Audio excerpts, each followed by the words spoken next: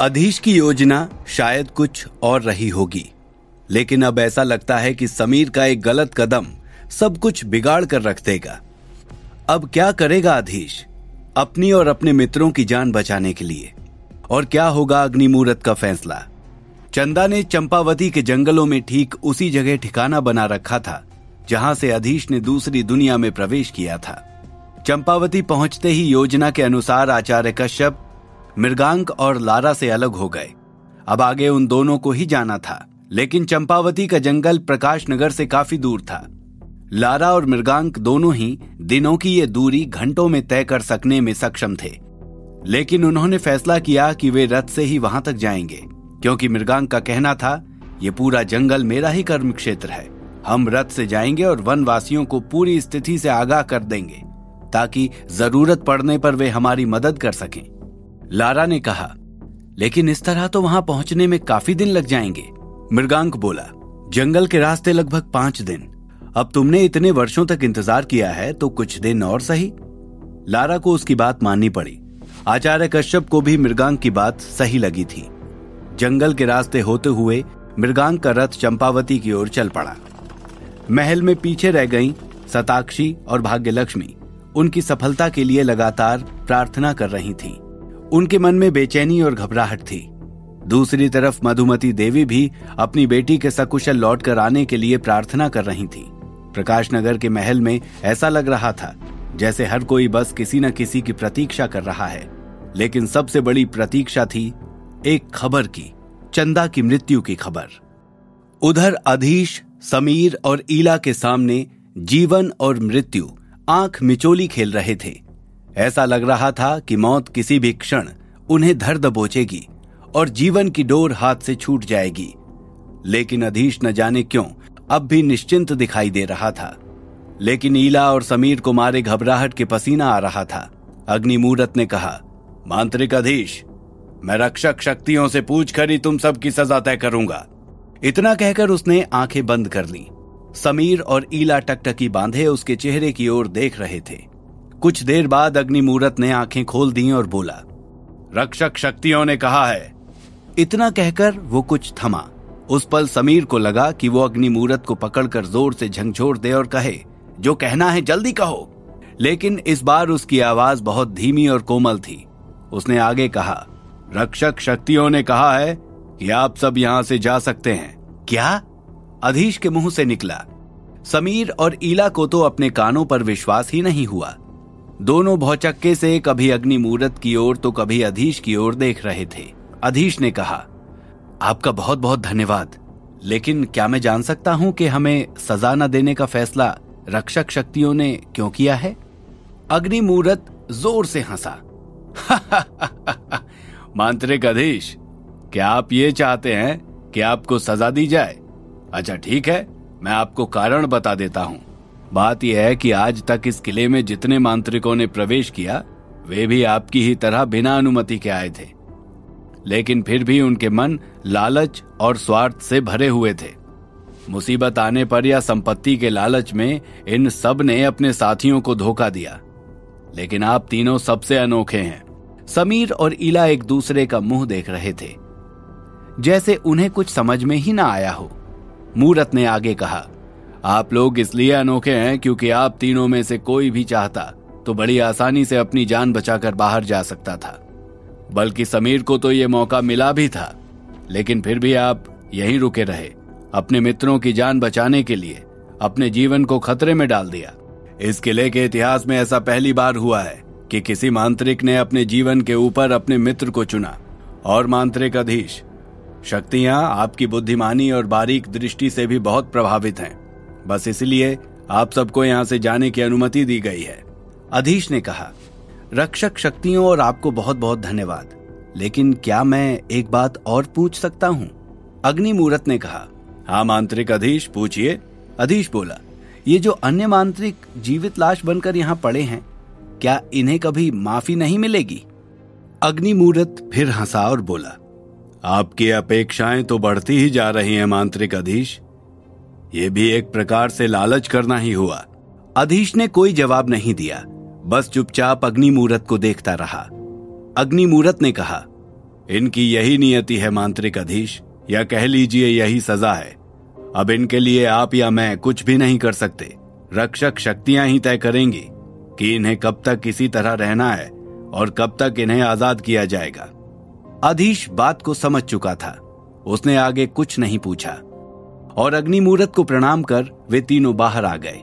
तीसरे तल पर आकर अधीश ने देखा कि ऊपर और नीचे के तल पर जाने वाले दोनों मार्ग फिर से खुल गए हैं। ये देखकर उसे बहुत आश्चर्य हुआ। उसने समीर से कहा, यह कैसे हुआ समीर? कल तक तो ये रास्ता बंद ही था। समीर ने कहा, ऊपरी तल का मार्ग तो मैंने सुबह भी खुला हुआ देखा था, लेकिन एक बात बताओ, जब ये रास्ते बंद थे तो तुम यहाँ आए कैसे? अधीश ने कहा, ये तो मुझे भी नहीं पता समीर कि मैं यहाँ कैसे आया। शायद ये भी रक्षक शक्तियों की कोई परीक्षा रही हो। खैर, हमारा काम तो हो गया और तुम्हारा बदला पूरा हुआ समीर, बधाई हो। ईला बीच में बोल पड़ी, बदला? कैसा बदला? किस बदले की बात कर रहे हो तुम लोग?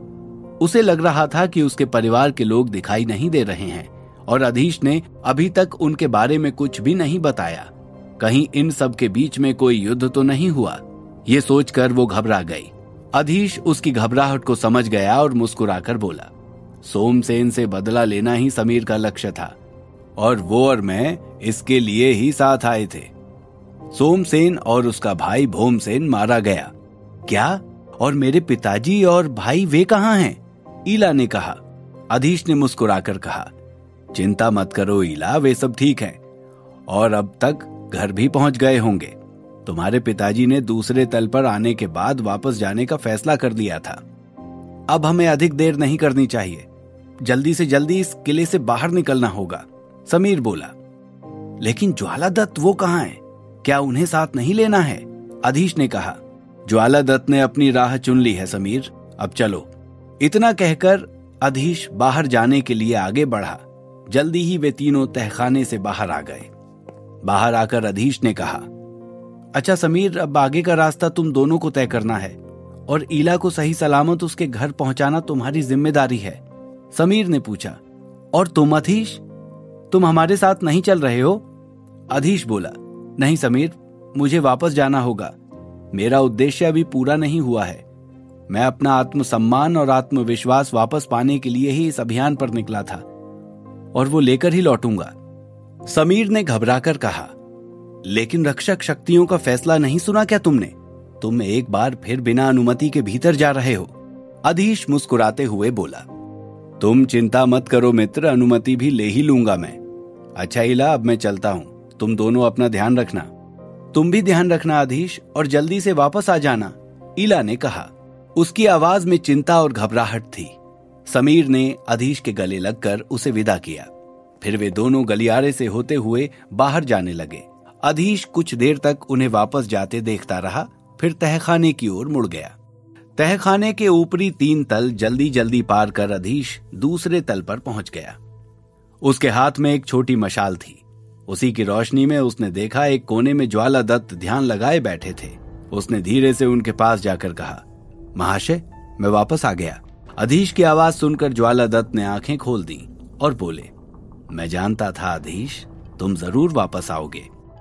अधीश मुस्कुराया और फिर ज्वालादत्त को पूरी कहानी सुना दी कि किस तरह सोमसेन ने उस पर शक किया और फिर उसने और समीर ने मिलकर दोनों को मार डाला। ज्वालादत्त ने एक गहरी सांस लेकर कहा, मैं और सोमसेन बचपन के साथी थे, लेकिन मैं बहुत पहले ही समझ गया था कि एक दिन इसी तरह इसका अंत होना है। अहंकार व्यक्ति को कहीं का नहीं छोड़ता। इसके बाद अधीश ने अग्निमूर्त वाली बात भी ज्वालादत्त को बताई तो वे बोले, रक्षक शक्तियों की निगाह हम पर जम गई होगी अधीश, अब एक एक कदम हमें फूंक फूंक कर रखना होगा। अधीश ने कहा, आपको बहुत देर मेरा इंतजार करना पड़ा, मुझे माफ कर दीजिए। ज्वालादत्त मुस्कुराकर बोले, इंतजार की इन घड़ियों में मैंने बहुत से जरूरी काम कर लिए हैं अधीश, मैंने पहले तल पर जाकर भी देख लिया है। इसके बाद ज्वालादत्त ने विस्तार से अधीश को पहले तल के बारे में बताया और उन दोनों ने मिलकर योजना तैयार कर ली। हजूम और लीमा को साथ लेकर दोनों पहले तल पर उतर गए। सोमसेन को अधीश ने मारा था, इस कारण अब उसका रसजीव भी अब अधीश का गुलाम बन गया था। पहले तल पर अमावस की रात से भी ज्यादा घना अंधकार था। अधीश ने बहुत सी मशालें जलाकर दीवार पर टांग दी। इसके बाद उन्होंने तलाश शुरू की, लेकिन बाकी चारों तल की तरह यह तल भी बिल्कुल खाली था। अधीश ने ज्वाला दत्त से कहा, मुझे लगता है ये तल खाली है। अब हमें वापस चलकर मीनारों में खोज करनी चाहिए। आप तो पहले यहां आ ही चुके हैं, आपको भी यहां कुछ नहीं मिला था?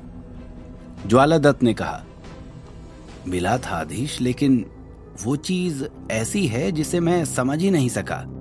अधीश ने भौहें चढ़ाकर पूछा, ऐसी क्या चीज आपको मिली है महाशय? ज्वाला दत्त ने अधीश को हाथ के इशारे से एक ओर आने को कहा। अधीश उनके पीछे गया तो एक दीवार के पास जाकर ज्वाला दत्त ने दीवार पर हाथ फिराया। दीवार से कुछ पत्थर टूटकर नीचे गिरे और वहां एक दरवाजा प्रकट हो गया। अधीश चौंक कर 2 कदम पीछे हट गया और बोला, ये क्या है महाशय? क्या इस तल के नीचे भी कोई जगह है? ज्वाला दत्त ने कहा, यह किला रहस्यों से भरा हुआ है अधीश। ठीक ठीक किसी को नहीं पता कहां क्या है। अधीश ने कहा, अब इन सब रहस्यों से हमें ही पर्दा हटाना है। ज्वाला दत्त ने कुछ कहना चाहा, लेकिन चुप हो गए और देखने लगे कि अधीश आगे क्या करता है। अधीश ने ध्यान से उस दरवाजे को देखा और बोला, इसमें तो कोई संकेत चिन्ह भी नहीं दिखता। क्या आपने इसे खोलने की कोशिश नहीं की? ज्वाला दत्त ने कहा, शायद इसे खोलने के लिए किसी संकेत चिन्ह को पढ़ने की जरूरत ही नहीं है। मैं इसे खोलने के लिए बस तुम्हारा ही इंतजार कर रहा था। अधीश को समझ में नहीं आया कि ज्वाला दत्त की इस बात का क्या मतलब है, लेकिन फिर भी उसने कुछ नहीं कहा और ज्वाला दत्त को उसे खोलने का इशारा किया। ज्वाला दत्त ने आंखें बंद कर एक मंत्र पढ़ा और थोड़ी ही देर में वो दरवाजा खुल गया। दरवाजा खुलते ही एक जोर की आवाज हुई और पूरे कमरे में प्रकाश फैल गया, गर्म और सुनहरा प्रकाश। ऐसा लग रहा था जैसे जलती आग की लपटें सोने की दीवारों पर पड़ रही हों और उनके टकराने से वो प्रकाश उत्पन्न हो रहा हो। अधीश ने पलटकर ज्वाला दत्त की ओर देखा। वे भी उसी की तरह चमत्कृत और विस्मित होकर चारों ओर देख रहे थे। अधीश ने पूछा, आपको क्या लगता है महाशय, ये किस तरह की जगह है? ज्वाला दत्त के पास शायद इस सवाल का कोई जवाब नहीं था। तभी अधीश की नजर एक और दरवाजे पर पड़ी। उसने जल्दी से जाकर उस दरवाजे को खोल दिया। अचानक बहुत जोर की आवाज हुई, जैसे किसी पहाड़ से टूटकर कोई बड़ा पत्थर गिरा हो, और वहां एक बहुत बड़ी आकृति प्रकट हुई। ये एक विशाल दैत्य की तरह था। तभी उसने दूसरा कदम बढ़ाया और फिर वैसी ही आवाज हुई। अधीश 2 कदम पीछे हटा और एक खंबे के पीछे छिप गया और उसे देखने की कोशिश करने लगा, लेकिन वो इतना भारी भरकम और विशाल था कि उसका चेहरा ठीक तरह से दिखाई नहीं देता था। लेकिन दूसरे कदम के बाद उस विशाल व्यक्ति ने तीसरा कदम आगे नहीं बढ़ाया, बस उसी जगह जमकर खड़ा हो गया जैसे वो एक मूर्ति हो। काफी देर तक जब वो अपनी जगह से नहीं हिला तो अधीश खंबे के पीछे से निकला और ज्वाला दत्त को इशारा किया। वे भी बाहर निकल आए और उस आगंतुक को देखने लगे। अधीश ने हजूम को इशारा किया। हजूम ने तुरंत अपने शरीर का आकार कई गुना बढ़ा लिया और नीचे झुक गया। अधीश और ज्वाला दत्त उसके कंधे पर चढ़ गए और ध्यान से उस व्यक्ति की ओर देखने लगे। जैसे ही दोनों की नजर उस पर पड़ी, वे चौंक उठे और एक दूसरे को देखा। अधीश के मुंह से अनायास ही निकला, महाशय, ये तो एक कठपुतली है। कठपुतली? यानी लकड़ी का पुतला? क्या चीज था ये लकड़ी का पुतला जो चल पा रहा था, और कौन इसे नियंत्रित कर रहा था? क्या यह भी रक्षक शक्तियों द्वारा भेजा गया एक रक्षक ही था, या किसी और मांत्रिक की चाल? जानने के लिए सुनते रहिए द मैजिशियंस सीक्रेट, सिर्फ और सिर्फ पॉकेट एफएम पर।